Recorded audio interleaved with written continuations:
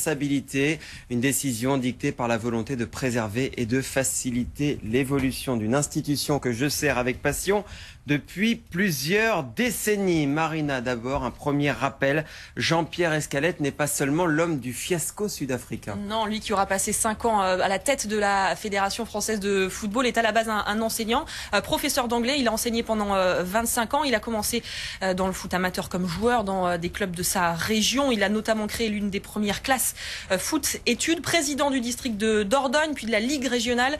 Il devient membre du Conseil fédéral assez naturellement en 85, secrétaire général de la Fédération en 90, avant d'être donc nommé président de la 3F. C'était le samedi 12 février 2005. Il a fêté ses 75 ans il y a quelques semaines, le 26 mai dernier. Jean-Pierre Escalette, père de 2 enfants, 7 fois grand-père. Voilà, donc il n'est pas mort, hein. Il est simplement démissionnaire de la Fédération française de football. Réaction du mouvement sportif, au premier rang desquels la réaction de Denis Masseglia, c'est le président du Comité national olympique et sportif français qui chapeaute, qui réunit l'ensemble des fédérations françaises. On l'écoute.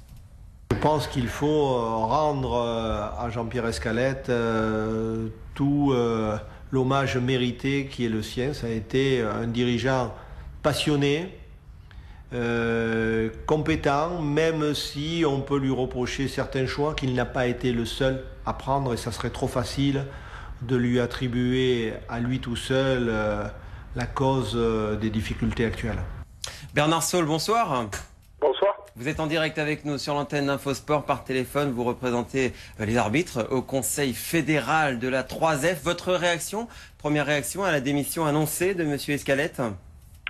Je pensais qu'on aurait le scoop vendredi matin, mais Jean-Pierre a préféré prendre les devants pour peut-être désamorcer un petit peu ce Conseil fédéral qui s'annonçait un petit peu difficile.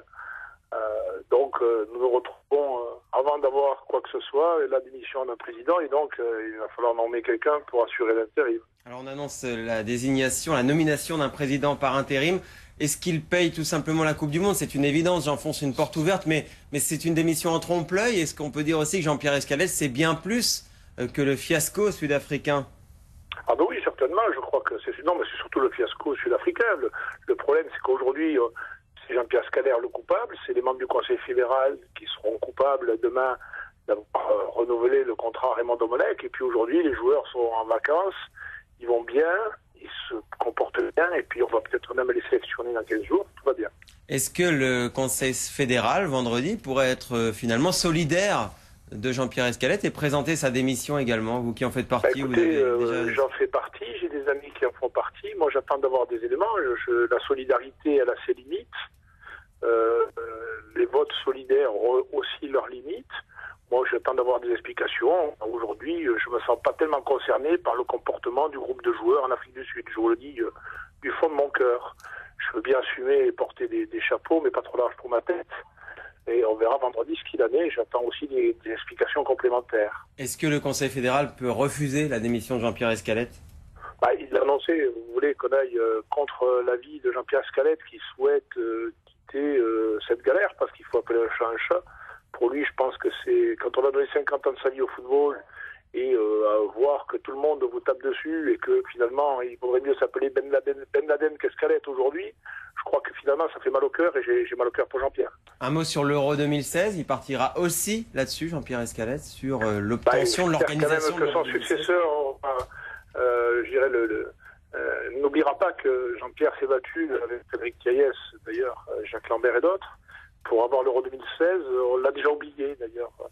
Jean-Pierre le disait à l'Assemblée fédérale, on a 2016, mais c'est déjà oublié, il faut passer à la Coupe du Monde. Et nous, on ne l'oublie pas, on rappelle aussi que le bilan, et tous les acteurs du monde du football saluent aussi le bilan financier, la réussite financière de Jean-Pierre Escalette qui a assaini les comptes de la Fédération française de foot. Merci infiniment Bernard Saul, vous étiez en direct avec nous. Alors évidemment, le monde du football réagit. On écoute Pierre Repellini qui faisait partie de la délégation française en Afrique du Sud, vice-président délégué de l'UNECATEF, et puis Christophe Bouchet, l'ancien président de l'Olympique de Marseille.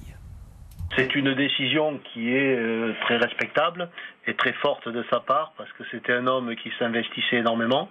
C'est un homme qui, je pense, était très usé, était arrivé fatigué, livide, complètement à bout presque de tout ce qui s'est passé depuis des années. C'est un geste de grand homme.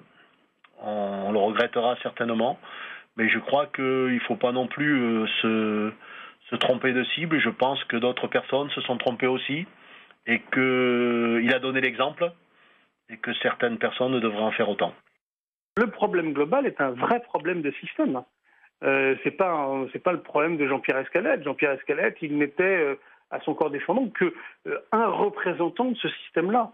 Donc, je veux dire, ça serait un peu facile de se cacher derrière la démission d'un seul homme. Parce que les responsabilités, elles sont extrêmement partagées au sein de la fédération. Il y en a qu'on n'a pas vu, mais je veux dire, est-ce que c'est parce qu'on les a pas vus qu'ils ne sont pas responsables ou est-ce qu'ils se sont cachés? Donc non, le système aujourd'hui, il est vicié, il est pollué, il est archaïque. La démission de Jean-Pierre Escalette ne peut être comprise que comme une première étape. Et il ne faudrait pas que ce soit quelqu'un qui arrive derrière avec le même système, puisque les mêmes causes produiront les mêmes effets. Jean-Pierre Papin, votre avis sur la question, est-ce que c'est un homme qu'il faut changer ou tout un système qu'il faut rénover, reconstruire? Je crois que M. Boucher, il avait quand même, je pense, la bonne formule. C'est-à-dire que il est vrai que je pense qu'on a orienté quand même Jean-Pierre Escalette à démissionner. Poussé vers la sortie. Il a été poussé vers la sortie, hein, ne serait-ce que par les politiques. Ensuite, je pense que son problème, ça a été être président quand on a reconduit le contrat de Raymond Domenech. Et là, il n'est pas tout seul. Et ça a été fait par le Conseil fédéral. Il n'est pas tout seul. Vous pensez que tout le Conseil fédéral doit suivre finalement? Je ne sais pas si tout le Conseil fédéral doit suivre, parce qu'apparemment tout le Conseil fédéral n'est pas pour. Simplement, je crois que ceux qui ont fait que ce système aille jusqu'au bout de ce fiasco africain, je pense que ceux-là prendront les mêmes responsabilités, les mêmes décisions, c'est-à-dire qu'ils s'en iront. Tiens, on va revenir sur une interview prémonitoire. Jean-Pierre Escalette ne parlera pas. Hein. Il a fait un communiqué aujourd'hui. Il ne parlera pas avant ce Conseil fédéral de vendredi. Mais il y avait une interview prémonitoire. C'était juste après la défaite des Bleus contre l'Afrique du Sud, dans les coulisses du stade de Bloemfontein. Il évoquait son départ à mots à peine couverts. C'était jeudi soir, fin de soirée en Afrique du Sud.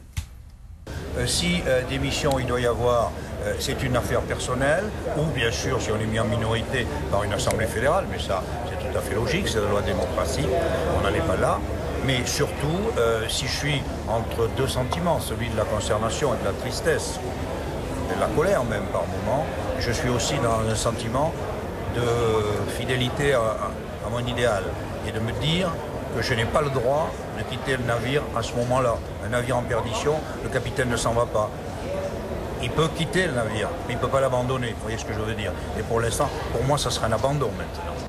Quitter le navire, mais pas l'abandonner, vous voyez ce que je veux dire? Là, il y avait vraiment tous les paramètres de la démission qui étaient dans l'air. On vit avec ses idées, on meurt avec ses idées. Il est allé jusqu'au bout de son avis, de sa décision. Et voilà, jusqu'au bout, il y a cru. Mais les joueurs en décident autrement. Je veux dire, s'il n'y a pas eu ce fiasco cette total. Scène du bus aussi, voilà, Jean-Pierre Escalette a essayé de reprendre la main et n'a pas réussi. Moi, je lui reproche que ça, à la limite.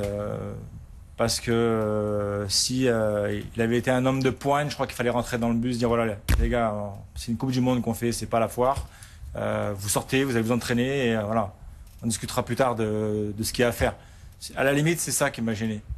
Alors peut-être, et certainement d'autres auraient fait pareil, c'est que on a dû se sentir désarmé, on ne sait pas quoi faire, et voilà. Mais malheureusement, il paye les pots cassés. Mais c'est sûr qu'il faut retenir quand même aussi qu'il a assaini les comptes de la Fédé, et surtout qu'on aura l'Euro 2016. Et ça, c'est quand même de très bonnes choses pour le futur. Il était en première ligne sur ce dossier. Vous l'avez dit, Jean-Pierre, poussé vers la sortie aussi, le président Escalette, par Roselyne Bachelot, qui avait évoqué son départ comme inéluctable. Demain, et c'est peut-être lié, tout ça, demain, la ministre des Sports donc, sera entendue par la Commission des Affaires culturelles de l'Assemblée nationale. Et ensuite, ce sera au tour de Jean-Pierre Escalette après-demain, en tant que président démissionnaire. Il s'agit de reconstruire un nouveau système de gouvernance. C'est vrai qu'aujourd'hui, la fédération n'a plus de président. Plus de directeur général, alors un président intérimaire, plus de directeur général. Il y a un énorme chantier à venir, Jean-Pierre Papin. Il y a un énorme chantier, oui, bien entendu, mais bon, on pourrait se poser la question aussi pour Laurent Blanc. Il a un énorme chantier lui aussi. Peut-être c'est le moment du football français de renaître, et je pense que c'est peut-être pas plus mal. Allez, le moment de renaître au foot aussi pour nous dans ce journal avec Brésil, Chili, l'affiche, alléchante affiche pour les amateurs de foot. On va tout de suite retrouver